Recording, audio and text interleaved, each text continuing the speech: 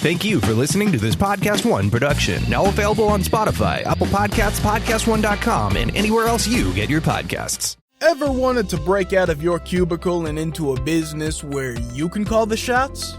aae508136bf is looking for passionate self-starters interested in a franchise opportunity in the booming electronics repair industry. At aae508136, we help reconnect people to the devices that they rely on so that they can get back to what matters most. This is a big responsibility, and from the moment you join our family, our franchisees are provided with the resources and support to bring affordable and convenient electronics repair to your community. Did we mention that with amazing partners like Samsung and Google, aae508136 franchisees also have access to the highest quality parts and personalized training out there, as well as specialized tools? It's true. And it's also easy to visit ubreakifix.com/franchising and learn more about your big break at your very own aae508136.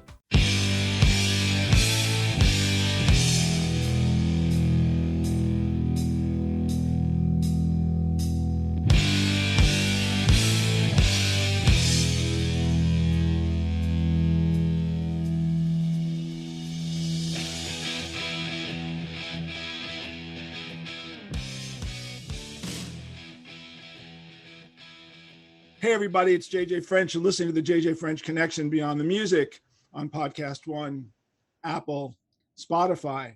I have a guest today who's just one of those guys that makes me wonder why I even bother picking up my guitar in the morning. But, you know, maybe we all started off with the same dream and then we all went on different highways. And my highway stopped basically on 13th Street, and this man's highway just went up to the moon.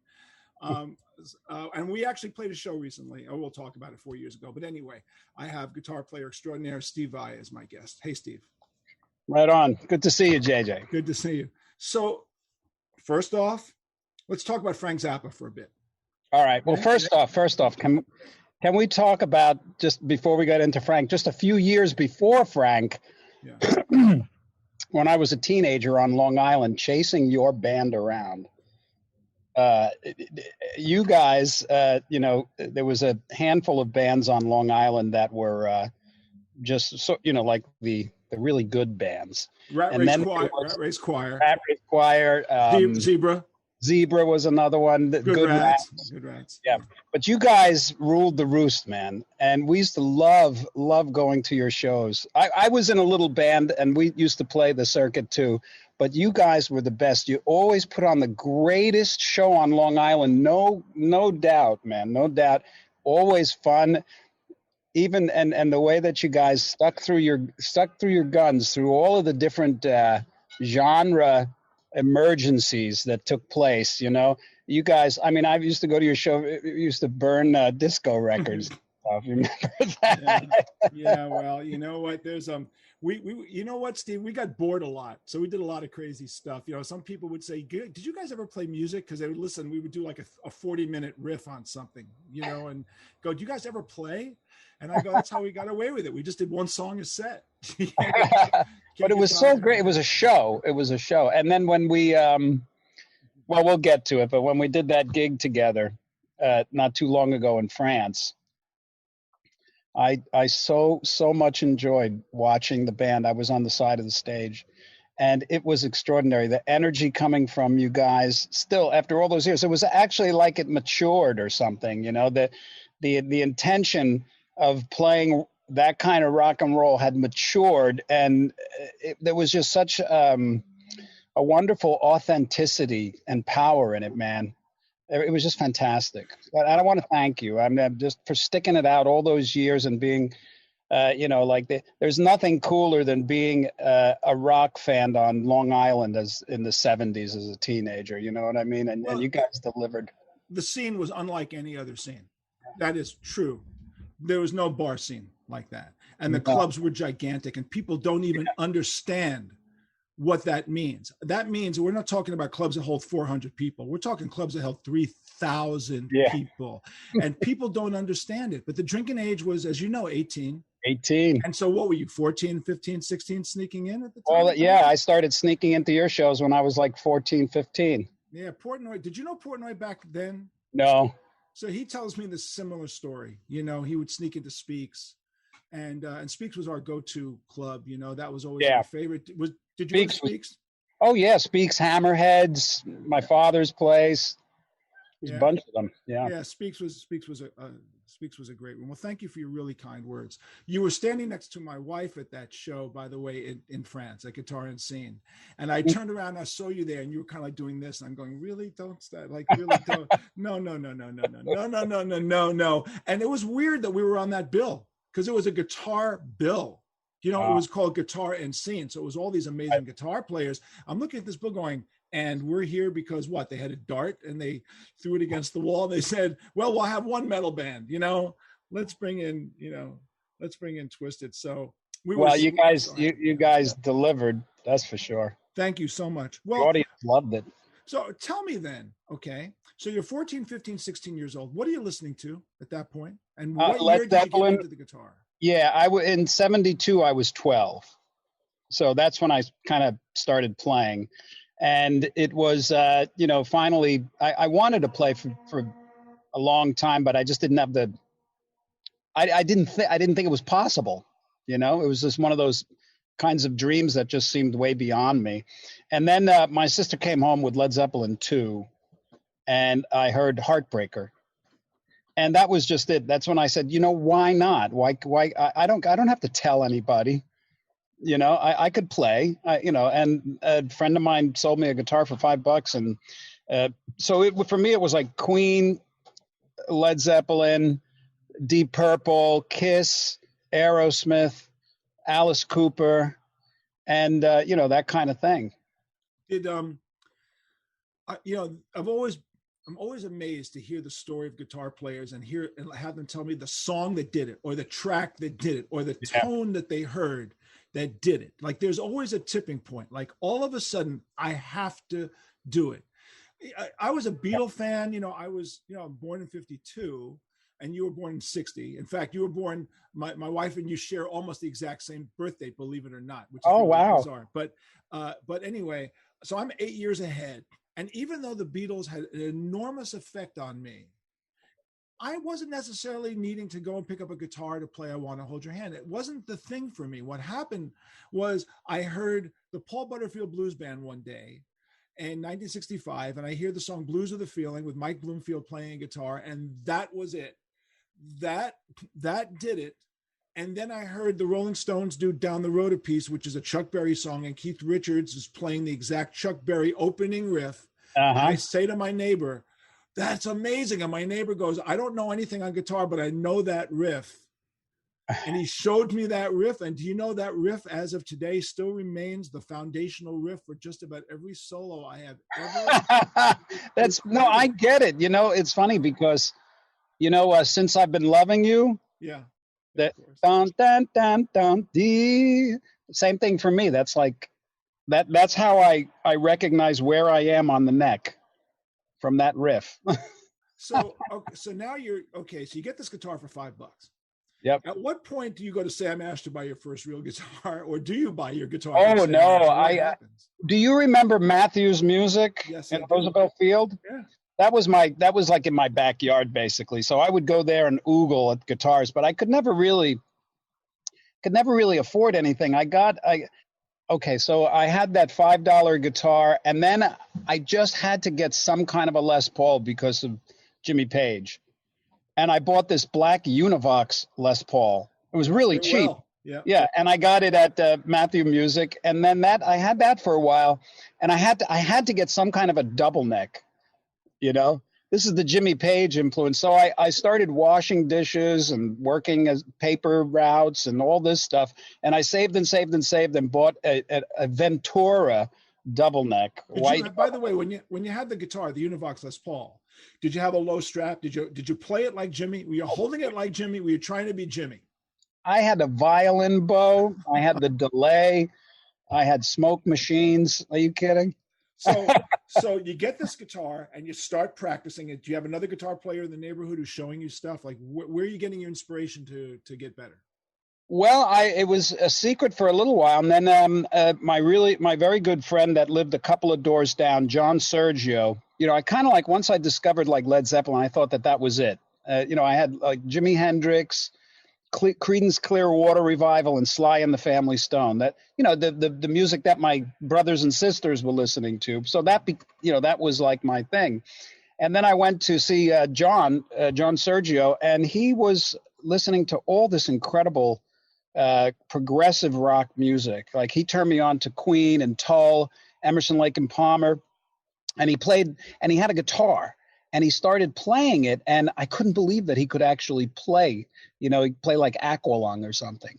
And I said, "You must be the best guitar player in town." And he said, "If you think I'm good, you should see my teacher, Joe Satriani." And there I was, 12 years old, and John gave me Joe's number, and I called Joe and started taking lessons. So two things. Did Clapton come into purview then, or did Beck come in with Truth and Beckola? Did that come into your sight? Well, Clapton never came in. Of course, I appreciated it, but I was more into like Flash, and Beck came in a big, big way with Blow by Blow. Blow by Blow was the first Beck, because I was, probably third. Do you remember what year that came out? Yeah, Blow by Blow was 72. Yeah, so I was like 71, 12, 72. 11. Yeah, I was like 11 or 12 when that came out, but that was huge. And also Santana. I walked into a music store, and Corvettes. Do you remember Corvettes? Absolutely. And they had a little record department, and they were playing Europa over the loudspeaker in the record department. Now, you just never know how something, when you're in the right place at the right time, what an effect it can have on the rest of your life. Because when I walked into that little record department and they were playing that song, that was when I realized that you can play a whole piece of music that's just guitar solo. And it was an amazing, amazing piece of music. So that, then Beck and I started to get into some, and through lessons, I started taking lessons with different kind of people, like jazz players and stuff, just to kind of get that. But I always just, the rock, the rock music just always captured me. And before that, I always wanted to be a composer, because the first music I really heard was West Side Story, because that was what was in my home. And I loved it. It had energy, it had attitude, it had, there was like brawls and rumbles and love and songs, by the way. Incredible melody. Song. God, historical melody. I watched it last week for the umpteenth time. It's on my DVD player constantly. Yeah. So there was that compositional element that I loved. Then I started taking theory classes and composing at the same time I started playing the guitar. And so they were kind of like parallel worlds, Right. So blues wasn't necessarily the jumping off point. No, I always felt like I didn't like simple blues. There, I said it. I was just, back then, I just had this mentality. It had to be really intense. It had to be just fiery and heavy and, cool. And I just didn't get that from the blues. As a matter of fact, I kind of felt people were, at my age, were digging the blues because it was so simple, and also because they felt they needed to, or they should have. And I'm sure there was a lot of people that liked it. Of course, later on, when I discovered John Lee Hooker and things like that, then I really got deep into like real deep blues. But I was never really a big fan of just, white blues guitar playing. Yeah, and the 1-4-5 standard. Yeah. It always, not that it was, I was the one that was missing out, but it just seemed like totally off my radar. So the whole period of Clapton, Peter Green, Mick Taylor, that didn't necessarily float your boat. So when you heard Hendrix' Electric Ladyland or Axis, what did you think? Well, that wasn't, I liked Hendrix's blues. Yeah. But he didn't. Moving aside from his blues stuff, when you think about his guitar tone and what he did, what did you think about? Well, when you're, 10, 11, 12, and a teenager like that, and you come into the world listening to that, you think, well, that's normal.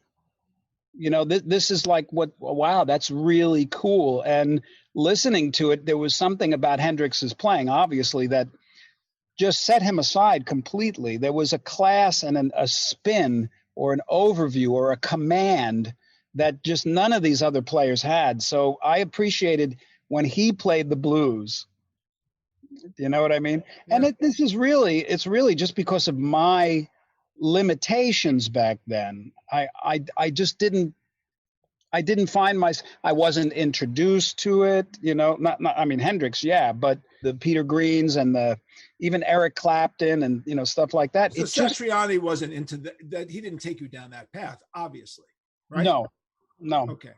So it came from a different melodic space. For you, you entered it from a side door instead of that side door. You had the other side door coming in, you know? And it was more rock blues. Like I knew the blues scale. Right. And that was one of the first scales that I learned where, you know, that it had me by the throat, you know, and everything that I play to this day is based off of that blues scale. But you would never think that what I was doing was even remotely conventional blues. Whenever I would find myself doing anything remotely conventional blues, I would just stop immediately. You know, Beck was not a conventional blues player. Oh, not at all. And I had the good fortune to see his very first show, the Jeff Beck Group at the Fillmore East, when Rod Stewart was afraid to come out from behind the PA, and he was singing from behind the PA because he had stage fright, and Beck kicked him in the ass and forced him out. And he came running out. I mean, that's like a well-known story, you know. So oh my God, you were at that show? Yeah, I was at that show, and then I saw him so many times because he was just different, you know. He was different, and I was a big blues guy, but you know, I saw him after the motorcycle accident. You know, he had a motorcycle accident. And we all thought, oh my God, he's crippled. He played the Academy of Music when he returned to New York after the motorcycle accident, and he did one song with one arm in the air holding his Strat and letting the guitar fall through his hand, just to show you motherfuckers that I am perfectly fine. Thank you very much. Very he did cool. it on purpose. I mean, he had to have done it on purpose. I'm standing there like I have 10th row center. He's just like, I'm going, oh my God, this guy is like saying, fuck you. Look how good I am. So that was amazing. I also saw Jimmy twice, and Jimmy wasn't good the first time. He was at the Garden, and he was in a bad mood, and he walked off stage after 6 songs, and there was a riot, and I was very disappointed. But then I saw the Band of Gypsies show, and I had 10th. The Felt Forum? I was at the Fillmore for the Band of Gypsies. The Fillmore. Yeah. The Band of Gypsies, the one that the New Year's Eve show. Yes, I was at the New Year's Eve. I was at the New Year's Eve and the day before show. Yeah, so my brother was at that show too. And that was my most that was the most captivating performance I'd ever seen a guitar player do. But I was also front row for Zeppelin's first show, opening for Iron Butterfly at the Fillmore. And they, you know, Page was playing a Telecaster through 3 Rickenbacker amplifiers. Wow. Ouch. Yeah, imagine that. They had 6 Rickenbacker amps on stage, 3 on Page's side and 3 on John Paul Jones' side. So Jimmy's playing his Telecaster and John Paul Jones is, you know, playing his Fender bass, I'm assuming. And they came on stage. The first album just dropped that day. So it was January 28th, 1969. Oh, so my the first album gosh. just dropped. And I happened to be, you know, doing I tell the story, doing a drug deal that the guy never showed up. So I had 5 pounds of weed and no place to go. And I was freezing to death. And someone said, man, I got front row seats to see Iron Butterfly. And I went, how bad can Inagata DeVita really be? I got 5 pounds of weed. I will smoke my way through it, you know, and Zeppelin came out and they were all, oh my, you know, that was, you know, so here's what I had that you didn't. I had the luxury of seeing these guys every week. Yeah. And I would go home and stand in front of my mirror. Yeah. Right? And pretend I was those guys. You must have done the same thing. Like you I destroyed so many brooms, you know, strumming the broom. So you get a double neck guitar because you want to play Stairway to Heaven. Like, why did you got the double neck? Because it was a 6 Jimmy Page had one. I saw the use in it. You know, I saw the use in it. Actually, I got it because I wanted to play The Song Remains the Same. Okay. What amps did you have at that point? Oh, boy. Anything that I could get my hands on. I spent precious little attention to, you know, amplification, as long as I had a distortion pedal. But can I ask you though, was there a dream in your head? Did you have one of those guitar player dreams? I got to have a Marshall. Did that exist in your head, or you I wasn't so sure if it had to be. Yeah, I wasn't so sure if it had to be a Marshall, but it had to be a stack, like, and when I got my first stack, it was a Carvin stack, and that was quite exciting. But my first real amplifier was a Fender Bandmaster. Okay. Remember them? I have one. I got a white one in storage somewhere. Yeah, I still got it. I have a basement. We're going to talk about your guitar collection because I saw the video with you going through all your stuff, and oh my God, it really is truly ill. And I'm so happy you have that because I go back and forth with my wife about my collection, and why do you have to have so many? And I go, well, you got shoes, like you got millions of shoes. In fact, right. your shoes fuck at night because the next day there's more shoes than there was the night before when we went to bed. I don't know how that works. Yeah. They're playing footsie in that closet. So, okay, so now let's take us to Zappa. Let's take us to California and what happened there. Because, and I will say this to you, I saw Zappa one time last week at the Fillmore. It's important to tell this to you because this put it in context about how much I respected his playing, which I did not even know how good he was. Fillmore was closing in June of 71. I decided I was going to go to every show that last week. Okay, so one of the shows was Zappa. And I was a Mothers fan, but not a big Mothers fan. And I just said, I need to get this off my list. And I go to see the show and I walk out going, Jesus Christ, this guy's ridiculous. Yeah. But so unassumingly ridiculous. So then I watched you and him do that playing online and it's insane. So tell me about meeting him and about your evolution through that. Well, as I had mentioned before, I was really into the idea of composing. The idea of like having an orchestra and, and controlling every note. And when I heard Frank, he was doing all of these things that he brought together, all these elements for me. He had the compositional stuff. He had comedy. It was funny, but there was an intensity. He had simple songs with beautiful melody and complex songs. And he had all this wicked guitar playing. Just this very visceral playing. So I was really attracted to his playing. And by the way, and great players. Everyone in his band had to be the best, right? They were great players. Well, the thing about Frank, when he would hire a musician, that usually, from what I recognize, when I look back at it all, anybody he hired had to have something, in some field. They had to be able to do something on the instrument that was capable of being exaggerated into something extraordinary, and Frank would find that thing in them and exaggerate it and kind of use it as a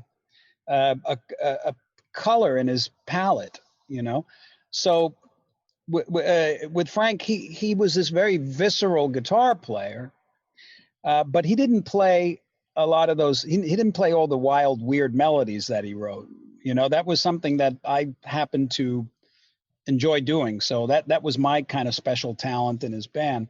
But I was 18 when I spoke to him for the first time. And, I sent him a bunch of things. I sent him a tape of my band and some transcriptions I had done. Where were you living at this point? I was going to school at Berkeley. Okay. So you were there. I was in Boston. Okay. Yeah. Berkeley College of Music in Boston. Yeah. And he responded and he sent me a piece of his music called The Black Page, and he asked me to play it. And I played. It was a very, very difficult piece of music. So then, he wanted to try me out for the band, but I was too young. So he hired me to transcribe music, and I would listen to it and write it down. Were you mailing cassettes back and forth? Is that what you guys were doing? Like, how were you getting? I had mailed him a cassette, right? And then he asked me to make a tape of The Black Page, and I mailed him that. Okay. And then I met him, and he gave me 2 cassettes of guitar solos that he was going to release on a record, and he wanted me to transcribe the drums and the guitars on this entire triple record. And I did. And a book came out with all those transcriptions. And then when I was 20. This is because music theory, obviously, and you can do this.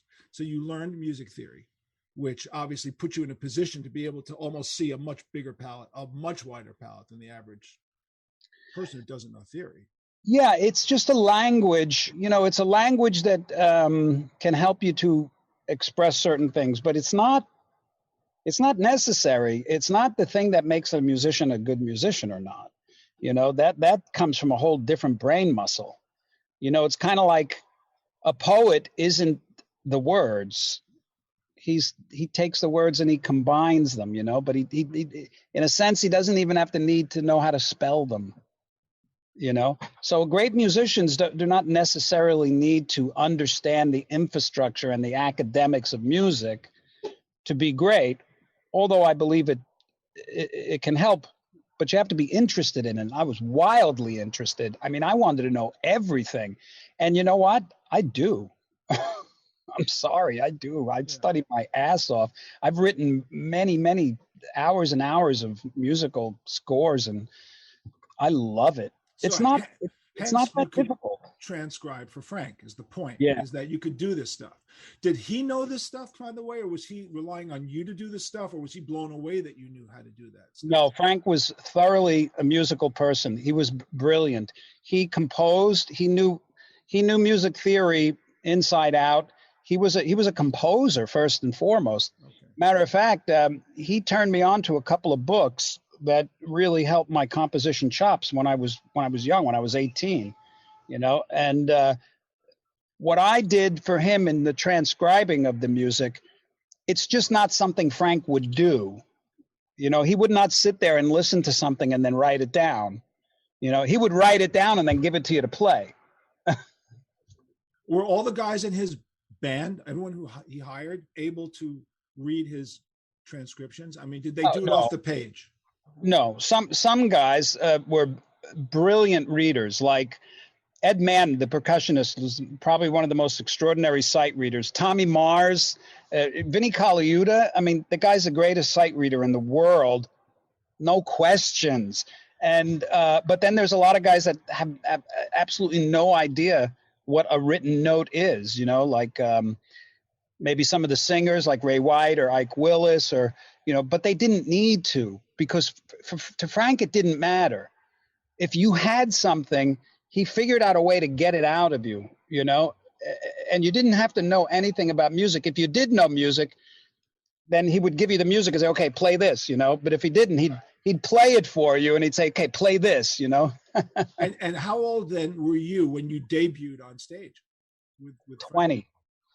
So how did that take me up to the rehearsals? Take me through that period. Were you freaking out? Were you like, are you sure you could do this? Were you enthralled? Were you, you know, like how were you processing the relationship now as this was developing? Well, it was freaky because when I was at Berkeley, Frank had sent me the Black Page, this piece of music, and also this huge score.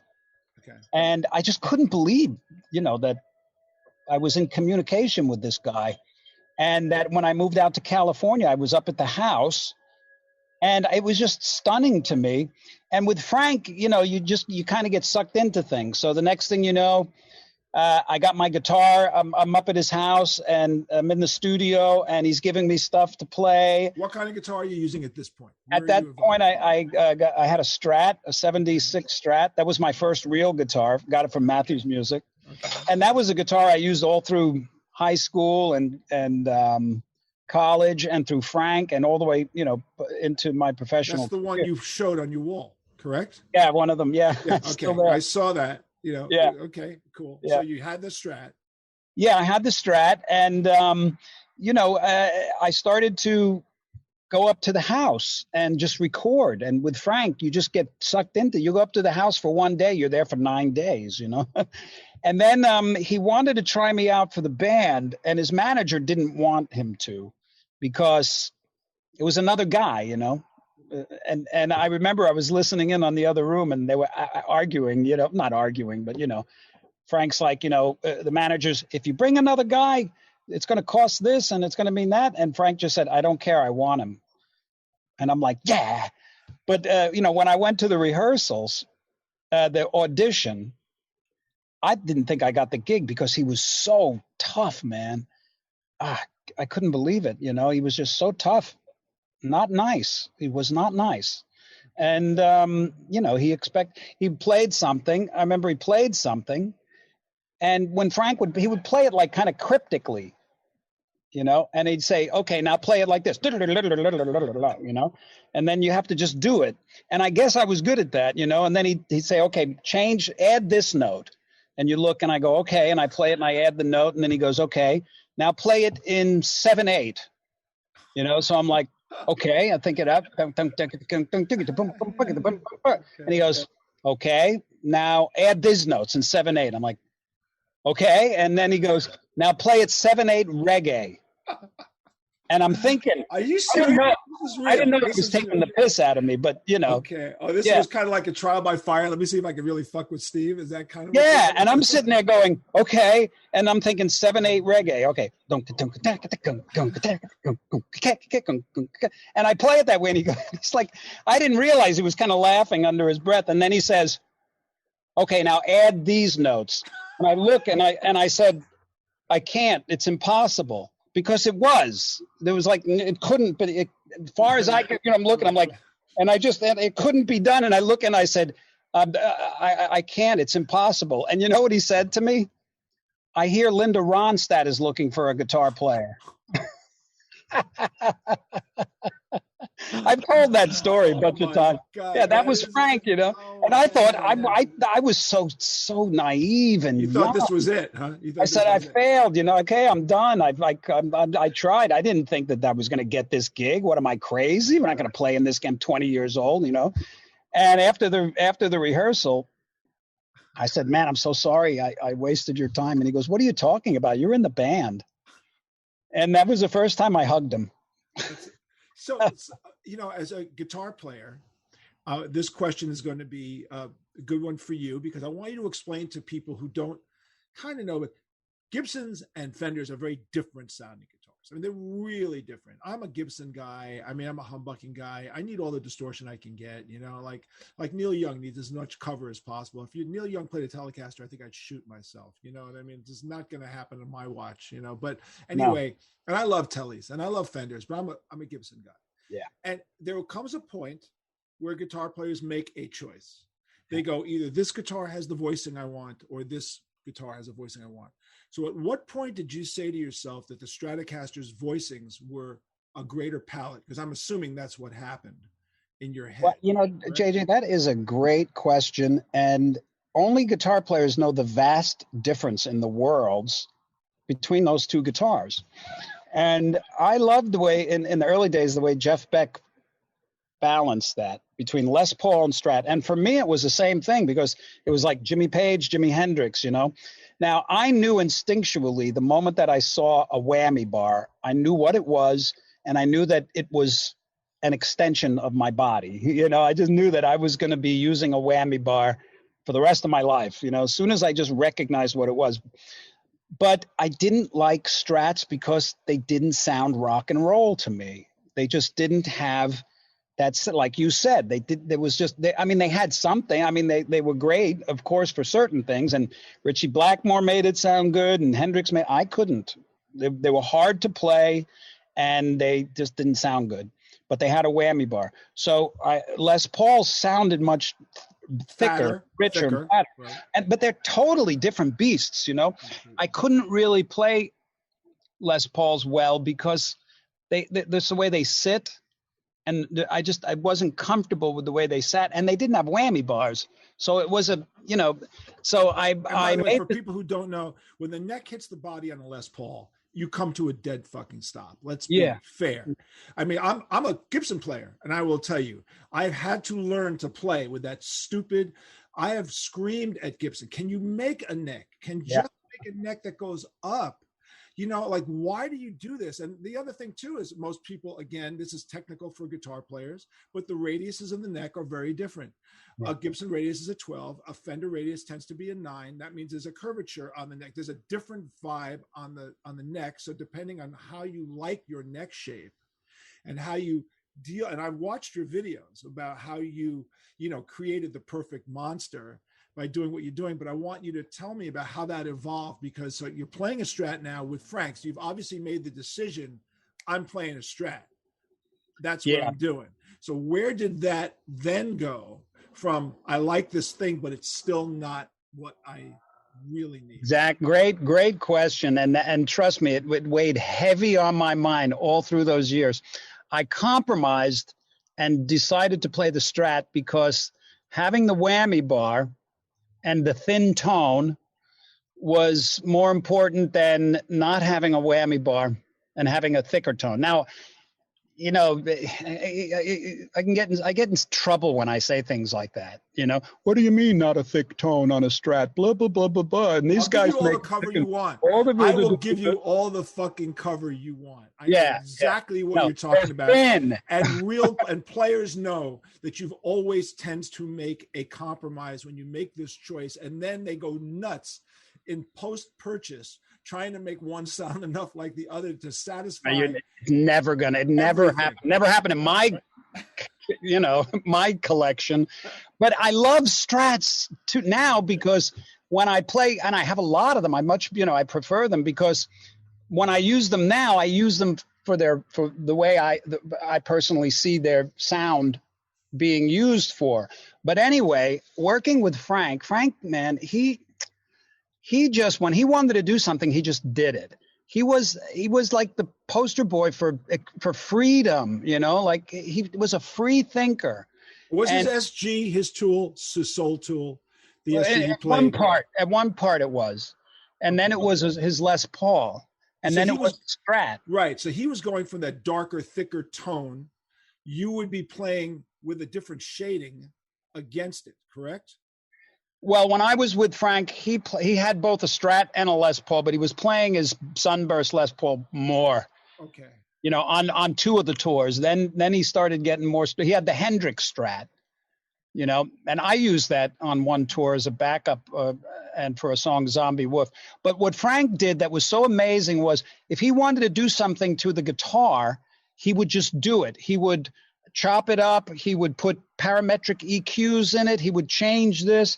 And I didn't see people doing that back then. It was like you had a Strat or you had a Les Paul. And then Edward Van Halen hit the scene, and he had like a Strat with a Les Paul pickup, a humbucker. And that was like, okay. So that's when I designed this guitar. I just went to this music shop. And now I was out of Frank's band, and I was in Alcatraz and just about to join Dave Roth's band, and I had this guitar built, and it was really just very, very innocent. I was like, what would I like? Not what's going to sell. What are other people going to want? What do I want? And I said, well, I know I want a whammy bar. I know I want a Strat kind of style because I like the way they feel. I like the way they look. I want it to look sexier than a Strat because Strats they're beautiful, but they're like a little pedestrian. Too conservative. Yeah, a little conservative. Right. Too much like Jetsons. If the Jetsons if Fred McMurray was in the Jetsons, for lack of a better description of it. Exactly. Father knows best in the Jetsons. It wasn't quite space age enough, as much as the Futuraka cycle looked like it was a space age. Right, and I needed something more from the Outer Limits, Yeah. So I sharpened the edges a bit, and I knew I wanted 24 frets. You know why? Why not? And no guitars had them back. Few guitars had them, especially there were no Strat style guitars that had 24 frets. And then I wanted to be able to reach those 24 frets easily, so I made this cutaway that worked perfectly with my hand. I mean, I can show you all this. So like this is a Pia. It's a gem, but it's just the evolution of it. But like I made it so there's no problem playing up high. I could never understand why Strats and Les Pauls give you these frets, but you can't reach them. It just seemed ignorant McNuggets to me, And I scalloped these last 4 frets so you can grab them. So for those who don't understand what that means that the fret wood is actually sanded down in a kind of a modified C to allow the fingerboard and the string to hook into the finger. People don't know what the word scallop it necessarily means. And scalloping was kind of, if I'm not mistaken, you can correct me, but Yngwie was the first one to scallop. Well, I was just about to say, Oh no, he wasn't the first one. I mean, there was guys, but Yngwie's, he scallops. And one of the greatest phrases as to why he scallops his necks is because you can really grab the note by the balls, man. That's his quote. That's his quote. Can I ask you this? Is the scalloping done by you, or is it done at the factory? Oh, I don't do any of it. Okay. I have the factory, they do everything. Okay. You'd be surprised how ignorant I am of like working on a guitar. I but there was other things that I wanted. Right. And, for instance, the whammy bar, at the time you couldn't find a guitar where you could really pull up. I mean, you could maybe go a half step or a whole step. Right, you were afraid of knocking it out of tune. Like you couldn't do it really. It was like, well, you couldn't. There was no, and I just looked at it and said, well, why can't you? And it was because of the wood in back of the bridge. So I chopped it out, and then that was like, it created this intense floating system. What year was all this going on? There's early 80s. Okay. Yeah. And then a couple of little things, like Les Pauls have input jacks that go straight in. So if you step on them, they pull out. And Strats have them that go this way. So if you step on them, they pull out. And I just said, like, this is just do it like this. You can't pull it out, And, we have a new little thing in the back here. It's magnets. So it's very easy to, Easy to pop out? Yeah. Oh, my God. Yeah, and the pickup configuration was unique at the time, so they tell me. And the way we wired this was so that you have the full out treble. Humbucker in this position, and then when you go to this second position here, it splits the coil on the humbucker, so you have two single coils, like a Strat. Like a Strat, so you get that tubey Strat sound, and then you have a single coil in the middle. Right. And then here it splits the coil on this humbucker, so you get that Stratty, and then that's the balls out. So this was unique at the time. I didn't know, that they tell me now, but who makes those pickups for you? By the way. Oh, DiMarzio has made. I've worked with DiMarzio, Larry for decades. So I've known Larry for 35 years. And Steve Blucher used to do fret jobs on my guitars. That's how long I've been around for. Yeah. I've been around. Larry's a great guy. He's a great guy. And I use tone zones. I use mostly tone zones and Air Nortons on my guitars, and cool. Larry for great. But again, as you know, when we all started in this crazy world, there was none of this aftermarket stuff. This whole aftermarket world came in with us, and then really went crazy with guys like you who were modifying. At which point did Kramer or Jackson? They must have reached out to you. Oh, we can build you the perfect guitar. Did they not? Well, what happened was I had designed those guitars that I had just mentioned, and I had them built, and my techs helped me at the time. And then I joined David Lee Roth's band. And yes, at that point, all the manufacturers were interested in having me play their guitars. And I just thought, well, thank you, but this is the guitar that I like. So they said, well, we'll build that for you. So that was Kramer and Jackson. Jackson made great guitars, though. Some of what I was doing with the Gem was reflective of what Grover Jackson was doing with some of those Jackson guitars, But yeah, they were all interested, and the other ones too. And I sent out the blueprints for that guitar, and I had 4 of them made by this little guitar shop. Okay. And all the guitars that I got back from these companies, they were so bad. They were not bad guitars. They were just their guitars with my name on it. It didn't have anything to do with what I had requested. By the way, let me just ask you at this point, were you as into amplifiers and control and pedals as much as the guitars, or were the guitars like if you had was the guitars 75% of the focus and the amps and pedals 25% or less? Like, did that evolve as well, or was the primary focus always getting the guitar right? You know, JJ, I spent precious little time focusing on amplifiers because it seemed impossible to me, because there was so many and I didn't really have the money.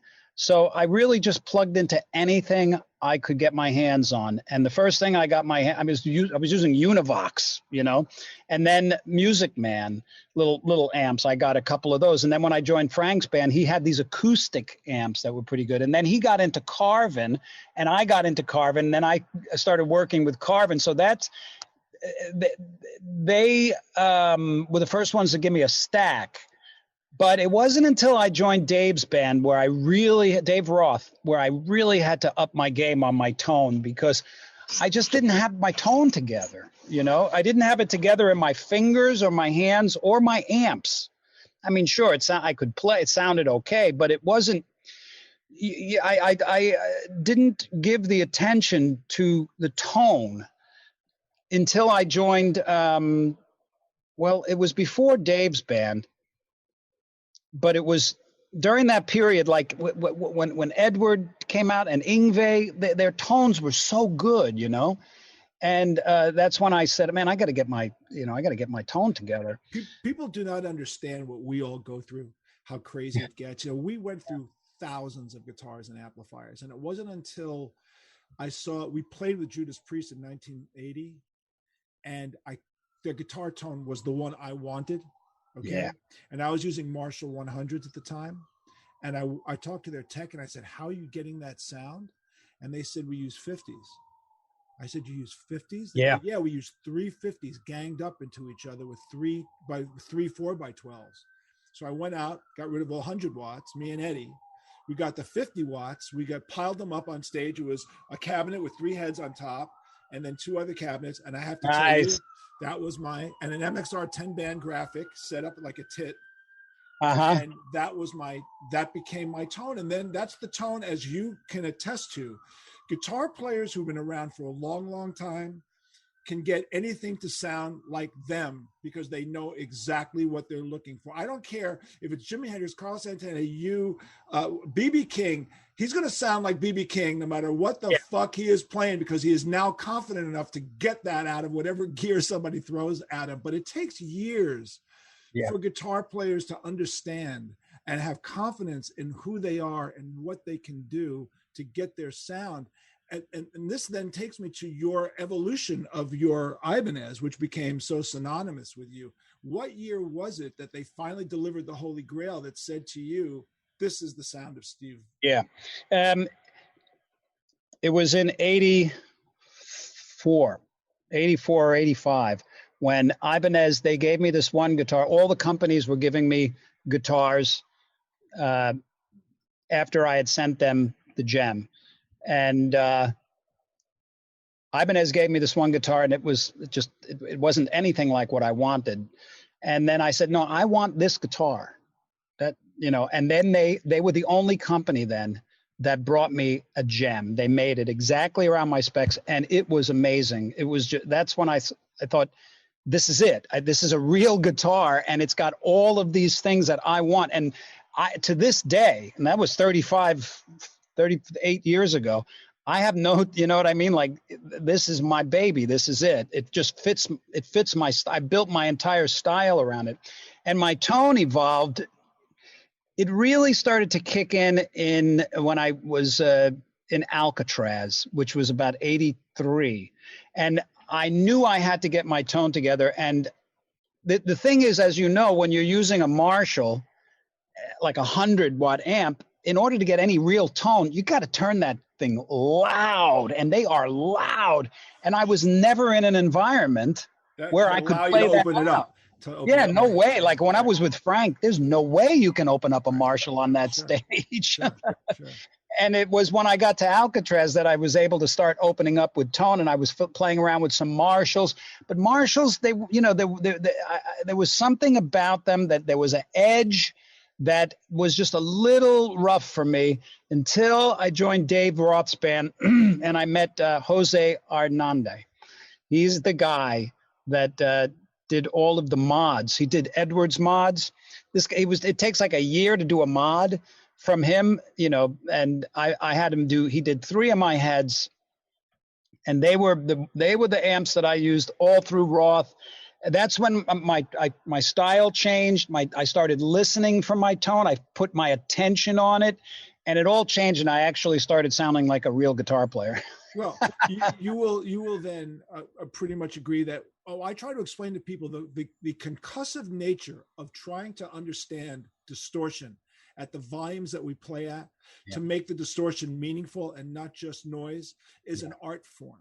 Yeah. And the meshing of distortions in multiple guitars, like for me and Eddie, it's like going into a war zone. Like people don't really understand because it's not just plugging in, it's understanding that you're holding this machine in your hand that is capable of destroying cities, you know, and especially with an octave divider. Yes.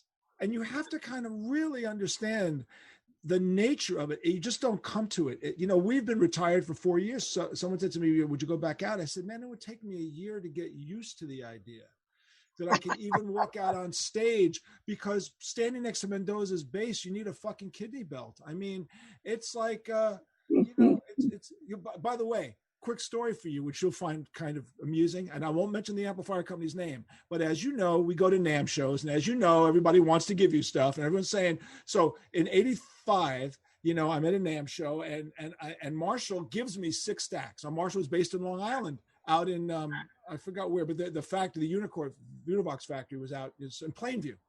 So we knew the guys, and they used to hand modify Kenny Frank and his brother Tony Frank would modify our amps at Marshall. Wow. Okay. So so now I'm at the 85 NAMM show, and I walk to the Marshall booth, and now Twisted Sister's like huge, and the guys at Marshall go, man, Twisted, we've been following you guys, Long Island, we're so happy, man, we want to give you amps. I go, but you guys don't give amps. He goes, no, we've only done it 3 times in our whole life, and we're giving you 6 stacks. I remember walking out going, that's remarkable, because they don't give anything to anybody. Nobody. And when people say to me, what are the high points of your life? I said, things you don't understand, like Marshall giving me 6 stacks. That's like a big extraordinary. Deal, right? So I'm really happy about it, right? So I walked to another aisle. There's another another amplifier company there, and they're going, man, we want you to play our amps. I said, I can't do that.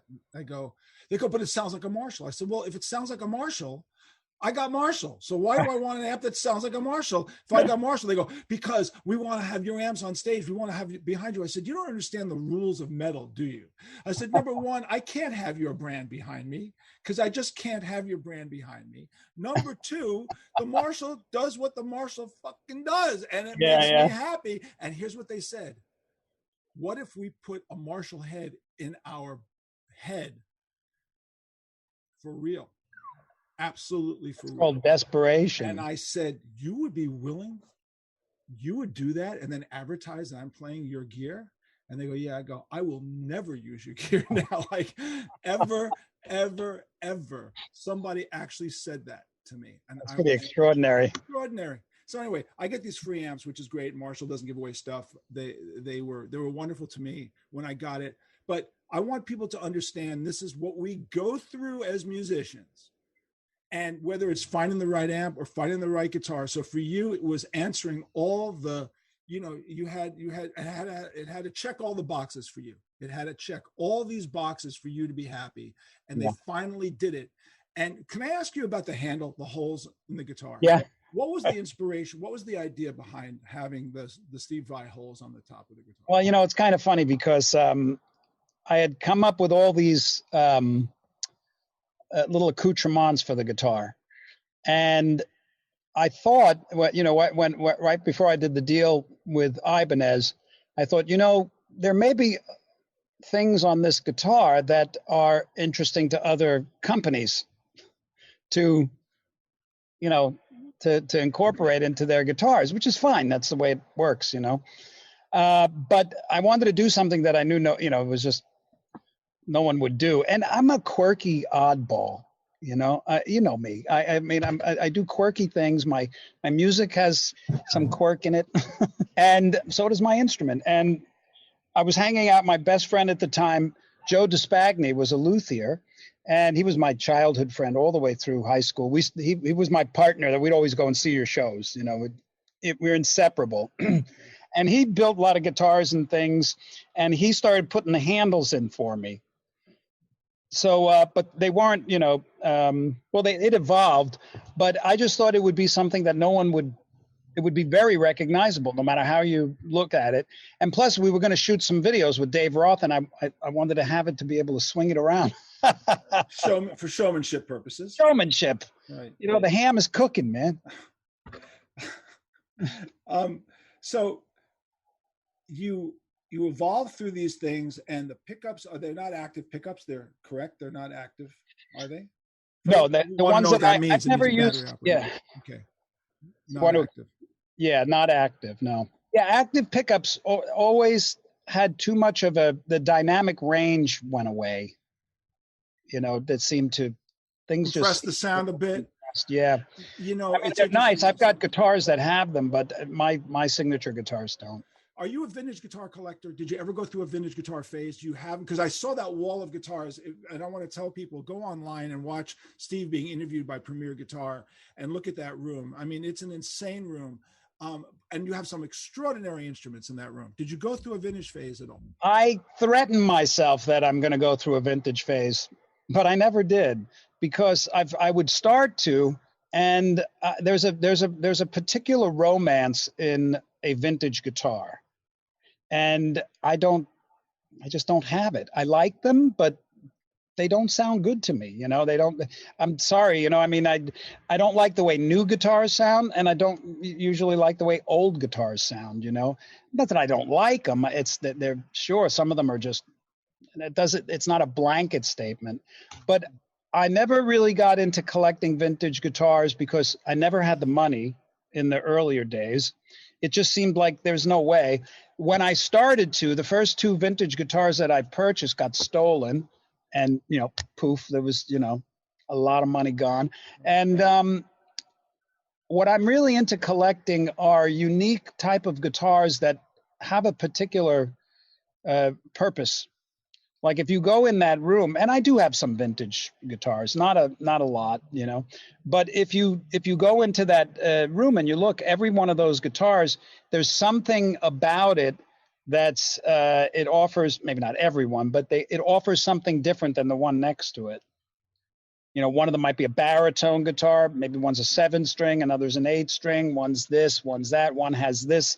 One, you know what I mean? So you look at them as tools, really, as tools. Yeah, really as tools, and devoid of the emotional issues of it. I grew up, on the cover of. I bought my first Telecaster because I saw Mike Bloomfield playing a Telecaster. I had to have a Telecaster, so I went down to 48th Street and I went to Manny's, and they wanted too much money for it. I went across the street, Jimmy's. Speaking of which, Henry Goldrich at Manny's just died. Did you spend any time at Manny's? Oh yeah, sure. Not a lot, but yeah, I didn't know. Wow, I didn't even. He passed away the other day. I got an email from his daughter Holly, letting me know. Oh wow. Okay. Have you been to 48th Street since it's been demolished? No. It's heartbreaking. I hadn't been there for a while since it was changed.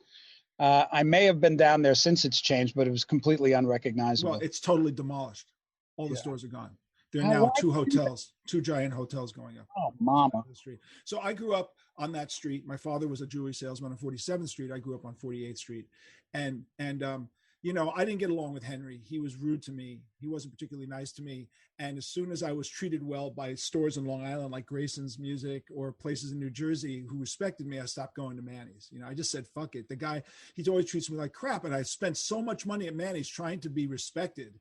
And I know the story. I used to go in there and feel completely inferior. Totally horrible. So finally, in 1985, when Twisted was at its peak of the game, the president of Guild I was endorsed by Guild at the time, and he said to me, "Meet me on 48th Street. I have a new guitar for you." And we were standing in front of Manny's, and here I have not walked in that store since '72. I boycotted Manny's. I would not go back into. I go to 48th Street. I go to Alex. I go to Rudy's, Sam Ash, I would not walk into Manny's, right? Because I have not looked at Henry in the face since 1972, and the last time he insulted me. And I'm standing outside with Mark Dronge from Guild, and Henry walks out, and it's 2 days before Christmas. And of course, Mark Dronge from Guild knows Henry, the hug, oh, I do it. And Mark says, Henry, this is JJ French. And Henry turns around and goes, I know John. He's one of my best customers. And I'm saying to myself, I'm famous now. So now I'm one of your best customers because I'm famous. So he says, come on in, we're having a Christmas party. Well, if you don't know the history of Manny's, the Christmas party upstairs was like, Paul Simon, James Taylor, you only get invited. So now he's inviting me. Not only am I invited into Manny's, I'm invited to the Christmas party. And so Mark Dronge says, let's go. And I said, fuck him. This guy's been a prick all my life. I'm not going to do it. And I walked away, and Mark runs down the street and he goes, how can you do that? I said, because the guy has treated me like crap. So now I don't go in anymore. And then Manny's closes, sells to Sam Ash. Now I go in, right? Now I'm in. It's Sam Ash. And I get an email from his daughter, Holly, who says, they're writing a book about the history of Manny's. Would you write a chapter? And I said to her, you wouldn't want what I'd write about your dad. And she goes, why? I said, because your dad treated me like shit. She goes, you're not the first person who's told me that. She goes, try it. So I wrote an essay, and it was very harsh. And she said, look, I get that you're angry, and I get that you have a story to tell, but can you modify it just a little bit? So I modified it enough. I said, they run a Damon Runyon-esque vibe. It's Manhattan. Show me your money, kid, to get out. Kind of like that kind of a vibe, right? So they publish it in the book. Then I get a phone call. She goes, my dad wants you to sign the book with him. I went, you got to be freaking kidding me. I said, your dad, the guy who's treated me like crap, now wants me to sign the Manny's book? So I'm thinking, this is just too funny. This is really funny. So I'm sitting with Henry in Manny's, signing this book, and I look at him, I go, in 1967, when I came down the street to buy a Telecaster, you basically told me to go fuck myself, which is why I bought it at Jimmy's. If someone was going to tell me that 50 fucking years later, I'm going to be sitting signing a book with you, I'd go, what LSD, how much acid are you taking that can make this bullshit happen? And he looks, and I said, Henry, and here's the crazy part, my picture's not even on the wall. Because, the pictures are on the wall. So he looks at me and he goes, kid, he goes, you got a picture of your band, which I had in my bag. He goes, yeah. He goes, give it to me. I pulled a picture of Twisted Sister. He calls up one of the kids who works at the store and goes, Billy, come here. You got a frame? Kid gets an 8x10 frame. He puts the picture in the frame. There's a nail behind me. He puts up, he goes, all right, your fucking picture's on the wall. Now sign the book. How perfect is that? That is brilliant. He always just struck me as just a New Yorker, Yeah. They wear who they are on their sleeves. I mean, I'm a New Yorker, and I remember going in there too and just feeling, and of course it's all in my head, but completely inferior, and like you couldn't even touch anything. And I remember there was I was at the time I fantasized about having old Strats, I love the old Strat. And, I just went to like touch one of them and I got scolded. I don't know if it was him or not. And, what I was told was, I said, but what if I want to buy it? And he said, if I forget who it was, he said, if Joe Walsh came in here, then he'd be able to play it because we know he'd be able to buy it or something like that. That's great. But okay, just beat the kid up a little more, but that's all right. Manny's used to be down towards 6th Avenue, the original Manny's. Okay. So they moved it in 1969 up to where it was. So to make the Circle of Life story, just to end it. And by the way, I thank you for your time. I'm going to just ask you one more question after this, because we could talk for hours. Okay. But to make the Circle of Life more complete, that down by 6th Avenue on 48th Street is the Fox News building, Fox News. Yeah. Okay. Yes. Yeah. But back in 65, there were music stores all the way to the corner of 6th Avenue. And Manny's was all the way down, almost to the corner. Okay. So when I first walked into Manny's and Henry basically told me, I'm not selling you a Telecaster for $135. It's $147.50. I will never forget. It was a very traumatic conversation. Okay. So where the store was situated, actually physically situated, is where the stage for the morning concert series of Fox is actually situated, on that exact section of 48th Street. So Twisted goodness. Sister played a summer concert series morning show, and I'm standing on the stage, Steve. And this was about 6 years ago. And I'm standing on the stage, and I said to myself, if somebody told me in 1967, when he threw me out of that store, that I would be playing on a national television show and the stage would be where I'm standing right now in a nationally famous band, again, I would go crazy. So, you know, it's interesting how life has its. It is. It's funny. It's you just never know. I remember I had that feeling. The first real concert I ever went to was Led Zeppelin at Madison Square Garden. I was a kid, and we had seats, the last seats in the venue with the pigeons, you know, like the wall was in back of me. I was the furthest away from the stage that you could possibly be, but still it was glorious because it was Jimmy Page and it was Led Zeppelin. And I remember not too long after that, you know, 10, 12 years after that, maybe 13 years after that, I was on that stage and with Dave Roth, and there was an ego ramp we had in the front. And I remember when I was doing my unaccompanied guitar solo for the first time, I went out there and I was standing on the ramp and it was totally sold out. And I'm looking around and I looked at the kid in the very last seat in the way up in the back. And I played my guitar solo to that kid. And that was very surreal because same kind of thing, if you were to tell me. You would be doing that. Yeah. So two things. What is the best rock show you ever saw? Do you have in your head like the best concert you ever saw? I did a rock in Rio. Now I'm very nostalgic, and when I was a teenager, I liked all sorts of different music, but Alice Cooper was one of the bands. I loved him, you know, and I loved the band, you know, and I just liked the whole thing was rock and roll. It was melodic, and it was great. And there was something about Alice. And when I was doing Rock in Rio some years ago, he was there, and he was playing with what's that? Hollywood Vampires, yeah. Johnny Depp and those guys. And I watched the show, and I just for some reason I just enjoyed it so much because it was Alice, and he was so much older, but he was still so committed. You know, that's the thing you notice with real artists as they mature, as they go through their career, they're going to go one of two directions. Either they're going to get bored and insecure about what they're doing, and there's no the authenticity gets eroded, or they're going to really grow into their role with such an authority and confidence. When I was watching him, that's what I saw. There was no excuses, you know. And when we started this conversation, JJ, and I was telling you about how I felt when I was watching you guys when we did that gig together in France, I saw the same thing in your band.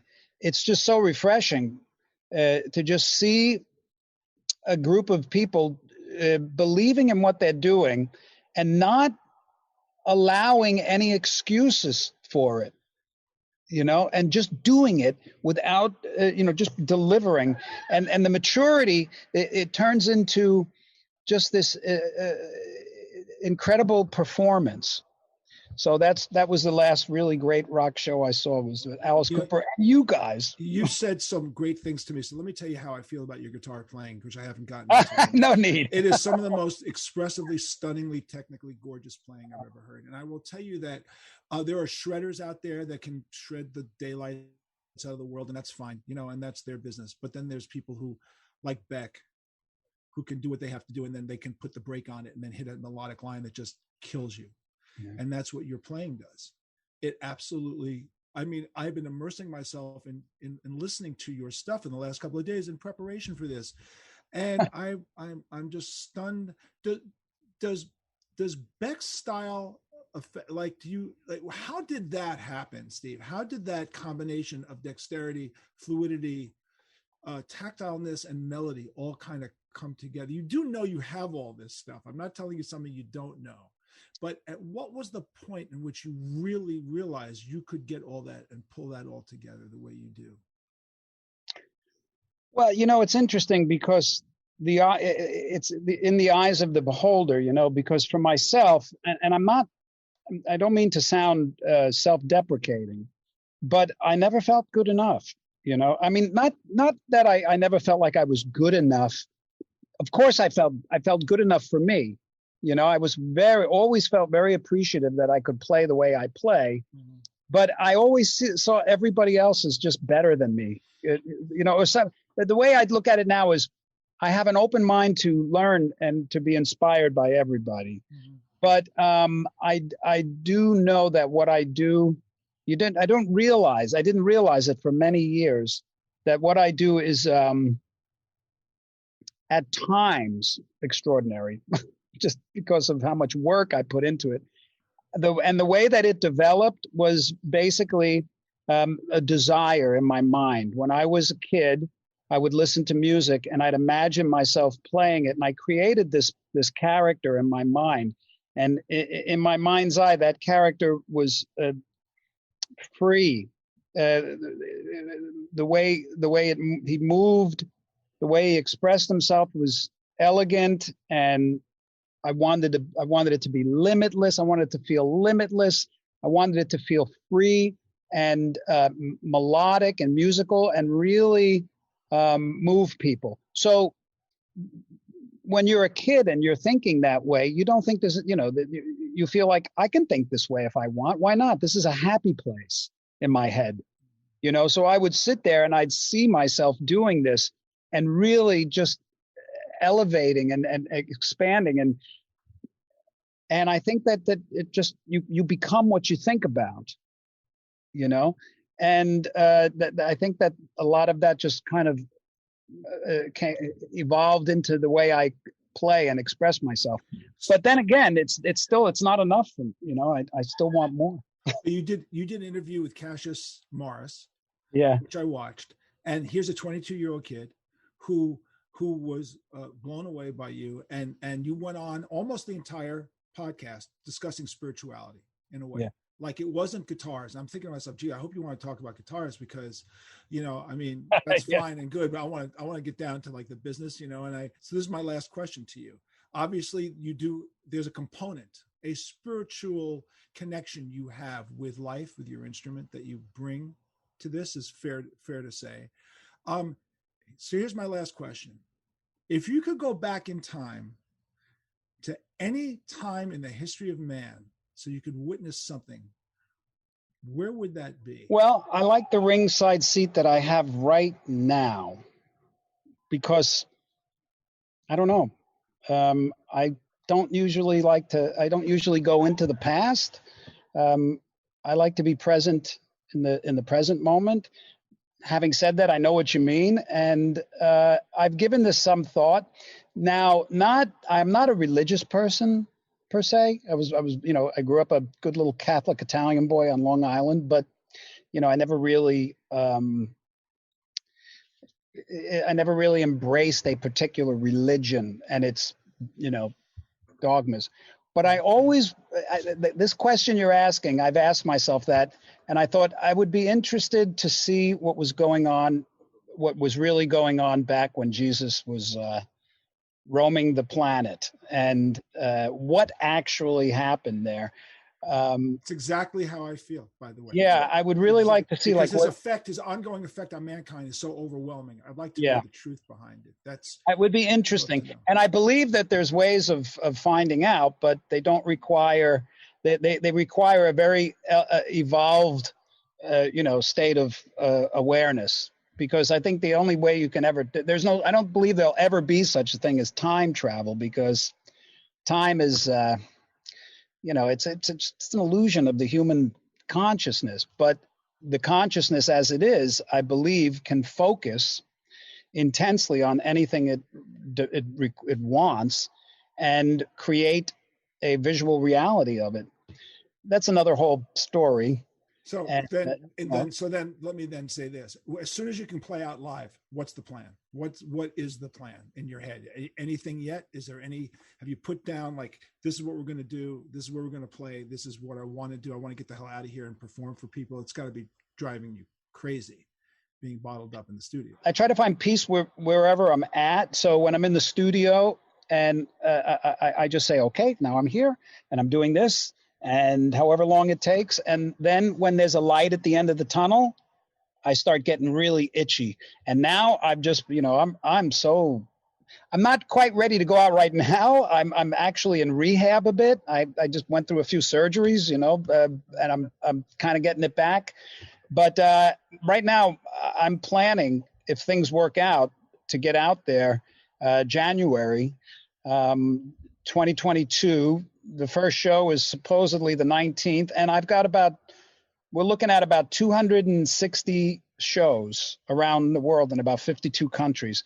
And I am so eager to go out and now play. That I have my 2 shots, hopefully I can get to one of them. Okay. All right. You got them. So now, what's this, though, that I hear about? You guys are retired? Yeah, we stopped. 2016 was our last year. Is that right? Yeah, I just listen.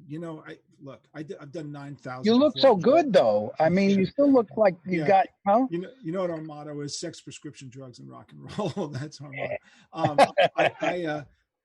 I've said this many times. People are sick of hearing it, but me personally, I've done 9,000 performances. If I go back to, you remember in the bar days, you worked 6 days a week, 5 shows a night. I mean, it adds up.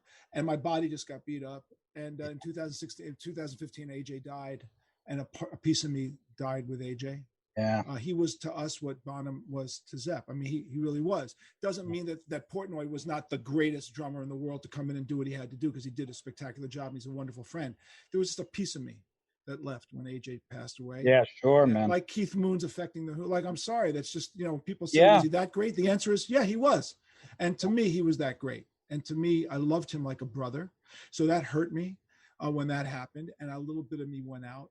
We celebrated our 40th anniversary in 2016 of me, Dee, and Eddie. But, next year is my 50th anniversary of starting the band in reality, to December 72. And I need ibuprofen, Steve, just to say those words. Okay? So, I hear you, brother. So when we retired, I was more than happy. The idea of having a guitar on my shoulder, walking out on stage and playing to anybody is the farthest thing from my mind. I don't know what it'll ever take for me to want to do that again. I'm not saying it won't. I don't say it won't, but I look, I write books. I write for magazines. I have my podcast. I do motivational speaking and keynote speeches. My book will be coming out in the summer. I'm enjoying all that stuff. I love doing that. And that's good. And I don't need necessarily to have the guitar around my and by the way, I never thought I would say that, as a teenager learning how to play guitar and wanting to be a guitar god. And doing it, but I've accomplished pretty much everything I need to accomplish. Let me tell you, 60 years old is between 60 and 70. It's not old, but it's old in guitar years. I mean, for touring, I hear you, brother. This next tour will probably be my last really huge kind of a go out there and blow up the bridge kind of a tour. Yeah. I just love traveling, and I love being out there. But yeah, I mean. I think that there comes a time in everybody's touring career where it's not a diss to the joy of playing, but it requires a particular mindset to get up there, put a guitar on, get out in front of people like that, and put on those kind of high energy shows. I mean, which is what we do. Yeah. We finished up playing festivals to an average of 60,000 people a night. I believe the show we did with you guys was about 4,000 or 5,000 in that room, in that auditorium or whatever. But in general, we were playing 60 to 100,000 people the last series of shows. The last show we did was with Kiss. That was 35,000 people in Mexico. We are built to do that. That's what we do. We entertain in a mass. So, there are not that many bands in this world that a promoter can give 100,000 people to and feel confident that they deliver the show. We developed that act in Long Island, in the bars. We learned how to do it. We learned how to do it well. And I'm forever grateful. And Dee is the best frontman on the planet Earth. And Mendoza is phenomenal. And Eddie Ojeda is great. They got my back. I got their back. Between the lines, I rely on these people. But it comes a point in your life, or as Keith Richards has put it so interestingly, when someone said, "How do you feel about COVID?" He goes, "At my age, I don't have another year to waste." And we understand that. There's a sell-by date here. So anyway. Well, and once again, I just got to tell you, when I was a kid going to the bars in Long Island and watching you guys, I was enamored with you, because you just represented, other than that, I was a kid in the bedroom strumming a broom, and you were doing it. and you were there. You were like right there in the raw reel, and I could go every weekend, and it was such an inspiration for me. And because of your band's integrity, I benefited tremendously. Really, thank you. Well, those are great words, and if that's the legacy to you, for me, that's wonderful. I appreciate it, and I loved your artistry. I think it's amazing, and I appreciate your time on this. This is really great. I really appreciate it. Like I said, we could go on, and we can't. It's well, you're doing great, JJ, and if I can ever, I'd love to come on again in the future sometime, perhaps. Well, we shall, and hopefully I'll see you on the tour. You take care of yourself. You got it. It's great. Thank you, brother. All right, bye-bye. Take care.